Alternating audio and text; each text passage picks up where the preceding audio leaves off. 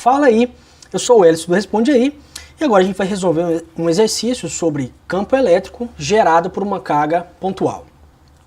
Bora ver o que esse exercício traz para nós. Bom, a situação que a gente tem aqui nesse problema é a seguinte. A gente tem duas cargas pontiformes, Q1 e Q2, que estão aqui nos vértices de um triângulo retângulo. O que a gente sabe dessas cargas? A única coisa que a gente sabe de uma delas é o módulo de Q1. O módulo de Q1 é 3 microcoulomb. A gente não sabe o problema não dá pra gente quais são os sinais dessas cargas Q2. O que a gente sabe? A gente sabe que as cargas Q1 e Q2 geram um campo no ponto P e o campo resultante no ponto P é esse campo elétrico aqui em vermelho que aponta na direção Y no sentido menos Y chapéu. Então, e aí a gente tem essas quantidades que o problema dá pra gente. Então, a primeira coisa que a gente precisa descobrir aqui nesse problema é quais são os sinais das cargas Q1 e Q2. Depois que a gente descobrir isso, a gente vai então responder qual é o módulo dessa carga Q2. E sabendo do módulo e dos sinais das cargas Q1 e Q2, a gente vai conseguir encontrar então qual que é o módulo do campo elétrico do ponto P. Então esses são os três itens que a gente tem que responder. Tá certo? Então vamos conversar aqui um pouco sobre o seguinte. Bom, primeiro a gente quer descobrir quais são os sinais das cargas Q1 e Q2. A gente sabe que uma carga positiva, ela gera em determinado ponto um campo elétrico que é de afastamento. E uma carga elétrica negativa, ela gera em determinado ponto um campo elétrico que é de aproximação. Então olha só, as cargas Q1 e Q2 geram um campo no ponto P, cujo vetor resultante é esse cara em vermelho aqui. Isso significa que para ter um campo elétrico resultante aqui na direção Y, para baixo, as cargas Q1 e Q2 devem gerar um campo então no ponto P que é de aproximação. Então Q1 gera no ponto P um campo elétrico de aproximação E1, esse em azul aqui, e a carga Q2 gera um campo de aproximação no ponto P, que é esse E2 aqui. De maneira que o vetor resultante de E1 e E2 é o vetor E em vermelho, que aponta para baixo. Tá certo? Então, as cargas Q1 e Q2 devem ser negativas para que o campo resultante no ponto P seja esse cara aqui para baixo. Antes de a gente avançar para descobrir o módulo da carga Q2, vamos observar algumas coisas aqui importantes dessa geometria. Lembra? A gente tem Q1 e Q2 fixas aqui nos vértices desse triângulo retângulo. Então vamos colocar aqui alguns ângulos. O primeiro deles seria esse θ1 aqui. Esse θ1, esse ângulo de cima também é θ1. Porque ele faz o mesmo ângulo da reta D1, que a reta D1 faz com a reta aqui D. Ou seja, o ângulo que essa reta D1 faz com essa reta pontilhada também é θ1.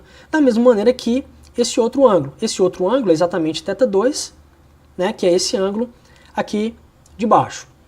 Então, tendo isso daqui, vamos partir agora para encontrar um módulo de Q2. As duas cargas são negativas, conheço o módulo de Q1 e agora a gente vai encontrar qual que é o módulo de Q2. Beleza. O módulo de Q2, então. Antes de a gente ir direto para isso, né? Até porque a gente não vai conseguir, a gente precisa passar por algumas coisas antes. Bom, duas cargas pontiformes, a gente já sabe que o campo elétrico gerado por essas cargas no ponto P é dado por essa expressão aqui. Depende da carga, do módulo da carga e do inverso da distância dessa carga até o ponto P. Então a gente tem que o módulo desses campos é dado por essas expressões aqui. Os módulos dos campos gerados pelas cargas Q1 e Q2 são esses daqui. Tá certo?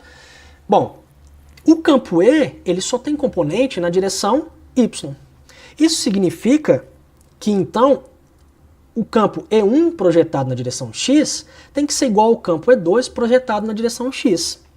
Tá certo? Quando a gente projeta E1 na direção Y e soma com a projeção de E2 na direção Y, tem que dar o vetor em vermelho apontando na direção Y. Em outras palavras, ou seja, em termos de continhas aqui, né? Então na direção X, E1 cosseno de θ1 tem que ser E2 cosseno de θ2, já que o campo E não tem componente na direção x. Na direção y, então eu só tenho esse campo resultante aqui. Então o módulo de E1 seno de θ1 mais o módulo de E2 seno de θ2. A gente não vai usar direto as duas. Para responder qual é o módulo da carga Q2, a gente vai começar pela expressão aqui da direção x. Para isso, a gente tem que então encontrar quais são os cossenos aqui. Bom, lembrando então, o que é um cosseno de θ1? É esse cateto adjacente aqui, dividido pela hipotenusa, já que esse triângulo aqui é retângulo. E o cosseno de θ2 é D2 dividido por Dzão. O que a gente vai fazer aqui? Colocar essa expressão só nessa componente de x aqui. Tá? Então, aí a gente vai conseguir reescrever a expressão que a gente tem para x dessa maneira aqui. Então, vamos recapitular aqui o que a gente tem aqui. O problema deu para a gente D1 e D2. A gente precisa encontrar um módulo de E1, mas o módulo de E1 é esse cara aqui, Kq1 sobre D1 quadrado. A gente tem o módulo de D1 e também tem a distância ao quadrado. Então vamos jogar isso daqui, aqui dentro, e também essa expressão para o módulo de E2 aqui dentro. O que a gente vai ter é esse cara aqui. Então, a gente agora tem o quê? Como relacionar o módulo de Q2 com o módulo de Q1, que a gente conhece. Além de a gente conhecer o quê? Esses outros valores aqui. Se a gente mexe um pouco mais nessa expressão, a gente vai chegar nisso daqui. Tamo junto? Então vamos lá. Q2, módulo de Q2 está relacionado com o módulo de Q1 dessa maneira. Q1 o problema deu pra gente, D2 e D1 eu também tenho lá no início do problema.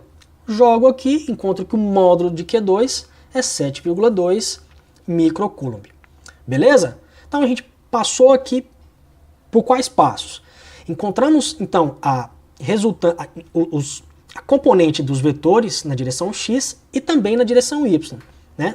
A componente dos vetores E1 e E2. Na direção y é exatamente e na direção x a projeção desse cara aqui tem que ser igual à projeção desse cara aqui, E2. E aí a gente conseguiu encontrar o módulo de Q2. Bom, temos os sinais das cargas e temos também os módulos dessas cargas.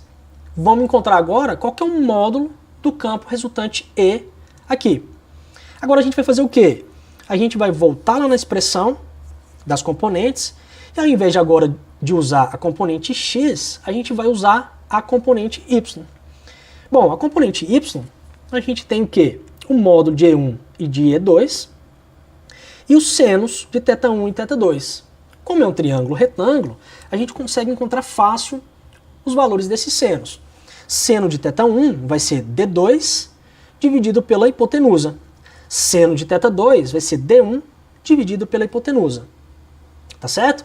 Então, vamos jogar esses senos aqui dentro e também vamos colocar aqui dentro as relações entre E1 e E2, que é essa daqui. Então, o que a gente vai fazer? Isso daqui aqui dentro e esse valor aqui também. Mexendo nas expressões, a gente vai encontrar que o módulo de E2 o módulo de E está relacionado com o módulo de E1 dessa maneira aqui. Mas e essa tranqueira aqui de coisa? Bom, tudo isso daqui a gente tem como encontrar lá pelos valores que o exercício deu pra gente. O módulo de E1 a gente também consegue encontrar, já que a gente conhece Q1 e também a distância D1. E aí a gente vai chegar no seguinte: o módulo de E1 é esse cara aqui, coloco aqui dentro, jogo na calculadora esses caras aqui dentro, e os valores que o problema dá, e a gente encontra um módulo de E.